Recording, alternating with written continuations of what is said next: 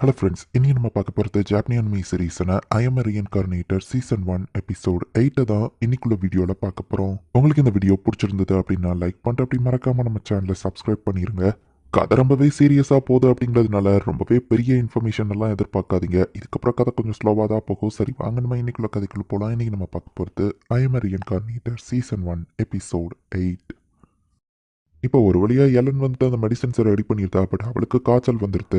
இவா இந்த மாதிரி ஒரு மெடிசனை ரெடி பண்ணுவான்னு நான் எதிர்பார்க்கல அப்படின்னு சொல்லி ஆர்ஜினே ஆச்சரியப்படுது. எலனோட growth-அ விட அவளோட பவர்ஸ் ரொம்ப அதிகமாக இருக்கிறதுனால தான் அது இம்பேலன்ஸாக இருந்த அவளால் அதை மேனேஜ் பண்ண முடியல. இப்படி நடக்கும்னு தெரிஞ்சிருந்தா நான் அவளை ஸ்டாப் பண்ணியிருப்பேன். அவளோட பவர்ஸோட லிமிட் என்னன்னு தெரிஞ்சுக்கிட்டு தான் நான் இதை அலோவ் பண்ணேன் அப்படின்னு ஆர்ஜின் சொல்றான். ஆர்ஜினே எலனை டெஸ்ட் பண்ணி பார்த்துருக்காளா அப்படின்னு நம்ம ஹீரோ பார்க்குறான். ஃபைனலி ரெஸ்ட் எடுத்ததுக்கு அப்புறமா எலனுக்கு ஒரு வழியா சரியாயிடுச்சு. மெடிசனியா அவ ரெடி பண்ணிட்டோன்னு ஹாப்பியா இருக்கா. தொடர்பா இந்த மாதிரி சாப்பிடாம தூங்காலாம் எதுவும் பண்ணக்கூடாதுன்னு நம்ம ஹீரோ அவளை பிடிச்சி திட்டுறான். சரிப்பா அப்படின்னு வா சொல்லவோ, இன்னொரு தடவை இப்படி பண்ண வேங்கரட் ஃபேமிலி மேன்ஷனுக்கே உன்னை கூட்டிட்டு போக மாட்டேன்னு நம்ம ஹீரோ சொல்றான். நான் எவ்வளவு பயந்து போயிட்டேன் தெரியுமா அப்படின்னு நம்ம ஹீரோ சோகமா இருக்கவும் ஆர்ஜின் இந்த இடத்துக்கு வர. நெக்ஸ்ட் டைம் அவன் பவர்ஸை யூஸ் பண்ணும்போது ரூம் லாக் பண்ணிட்டு இருக்காத, நானும் கூட இருக்கிறேன் அப்படின்னு ஆர்ஜின் சொல்றான். நீ இன்னும் உன்னோட பவர்ஸை யூஸ் பண்றதுக்கு கத்துக்கிடல. ஸோ நீ இன்னும் ஸ்டேபிள் ஆகணும்னா நிறைய ப்ராக்டிஸ் பண்ணணும் அப்படின்னு ஆர்ஜின் சொல்றான். மருந்தை நீ மேக் பண்ணது உண்மையிலேயே இம்ப்ரெசிவ்னு சொல்லவும் ஹாப்பியானா என்னோட ஃபீலிங்ஸ் இவ மதிக்கவே மாட்டேங்கிறா அப்படின்னு நம்ம ஹீரோ சோகமாகறான். அப்படிலாம் இல்லைன்னு எல்லாம் சொல்லவும் ஒரு வழியா இவங்க ரெண்டு பேரும் ஒன்று சேர்ந்துருத்தாங்க. மைண்ட்ல இருக்கிறவங்களை குணப்படுத்துறதுக்கான மெடிசனை நான் ரெடி பண்ணிட்டேன் அப்படின்னு சொல்லி கிட்ட போயிட்டு எலன் அதை கொடுக்குறா.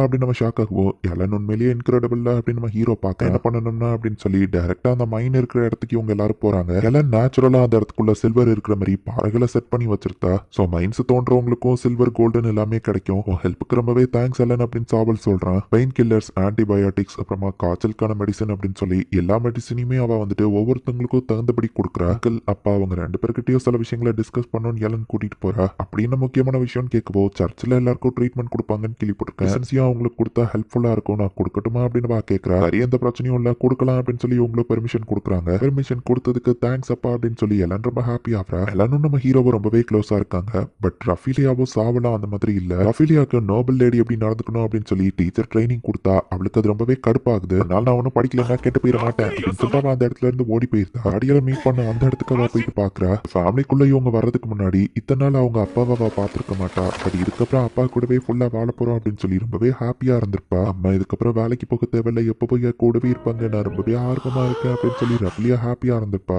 ஈவன் அவங்க பழைய வீட்டுல கூட சாவல் அப்பப்போ வந்து இவங்களை விசிட் பண்ணி கூடவே இருந்திருப்பா. நோபல் ஓமனா ட்ரைனிங் கொடுக்கன்னு சொல்லி அவளை டார்ச்சர் பண்றது, அவங்க அம்மாவை இப்ப அவளை கண்டுக்கிடாம இருக்கிறது அப்படின்னு சொல்லி ரஃபிலியா எல்லாத்தையும் யோசிச்சு பார்த்து சோகமா இருக்கிறா. ஒரு நோபல் லேடி இப்படி மரத்து மேலாம் ஏற மாட்டாங்க அப்படின்னு சொல்லி டீச்சர் வந்து பிடிச்ச அவளை திட்டுறாங்க. ஈவன் சாப்பிடும் போது கூட அவ கூட யாருமே இல்ல, தனியா தான் உட்காந்து சாப்பிட்டுட்டு இருக்கா. திரும்பவும் அந்த பிரின்ஸை பார்த்தா நல்லா இருக்கும் அப்படின்னு சொல்லி ரஃபிலியா சோகமா யோசிச்சுட்டு இருக்கா.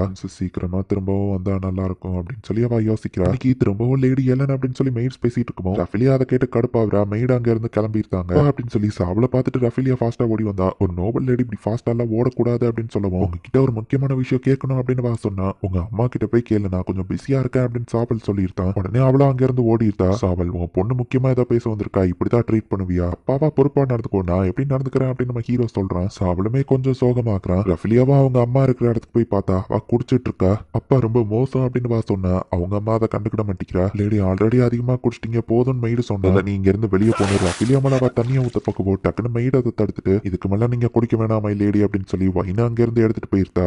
நீ இன்னும் போகாம இங்கே நிக்கிற அப்படின்னு சொல்லி ரஃபிலியாவை பார்த்தவா சொல்றது கேட்கவே மாட்டேங்கிறாருன்னு சொன்னா. நான் சொல்றதையே அவர் கேட்கல, அவர் பிஸியா இருக்காரு அப்படின்னு அவங்க அம்மா சொல்றா. இவன் என்ன படிக்க வச்சு சாப்பிடிக்கிறாங்க, எனக்கு போர் அடிக்குது, இதுக்கு மேலேயே என்னால முடியல, லேடியா என்னால இருக்க முடியாதுன்னு சொல்லுவோம். எல்லாம் காமனர்ஸ்ல, அதனால தான் நம்மள அவங்க இந்த மாதிரி ட்ரீட் பண்றாங்களோ என்னமோ. அவங்களுக்குள்ள வந்தா எனக்கு மதிப்பு கிடைக்கும்னு நினைச்சா பட் எதுவுமே மாறல அப்படின்னு சொல்லி அவ அழ ஆரம்பிக்கும். கத்துறது வெளியே வரைக்கும் கேக்குது அப்படின்னு சொல்லி அவளோட பாட்டி வராங்க. ரஃபிலியா அங்க இருந்து ஓடிட்டா.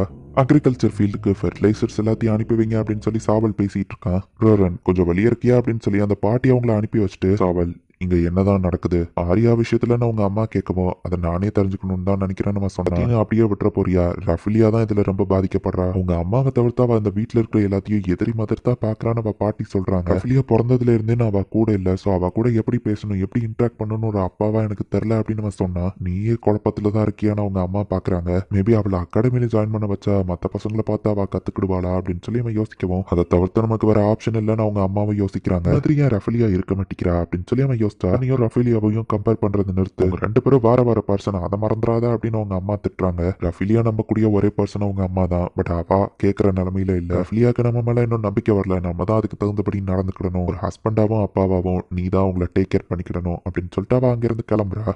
சாவல், உன்னோட பொறுப்புகளை நீ தான் ரியலைஸ் பண்ணி ஆகணும் அப்படின்னு சொல்லி அவங்க அம்மா மனசுக்குள்ள யோசிச்சுட்டு எல்லாருக்கும் ட்ரீட்மெண்ட் கொடுக்க ஆரம்பிச்சிட்டா.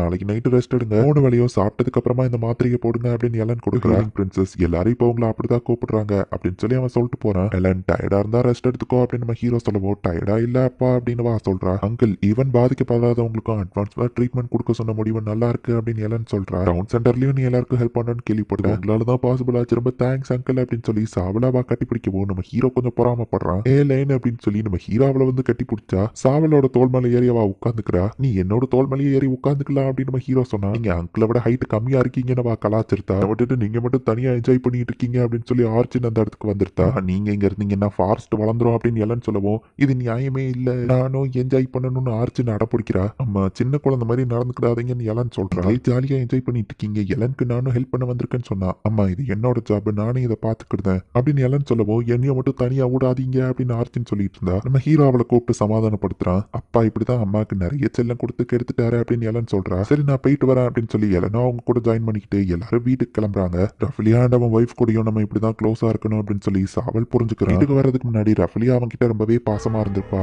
அதை பத்தி அவன் யோசிச்சு பாக்குறான். இந்த இடத்துலயே இந்த எபிசோட் முடியுது.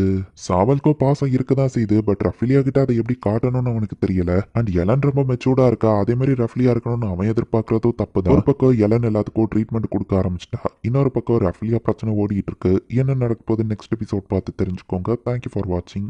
பை கைஸ், நெக்ஸ்ட் எபிசோட்ல மீட் பண்ணலாம்.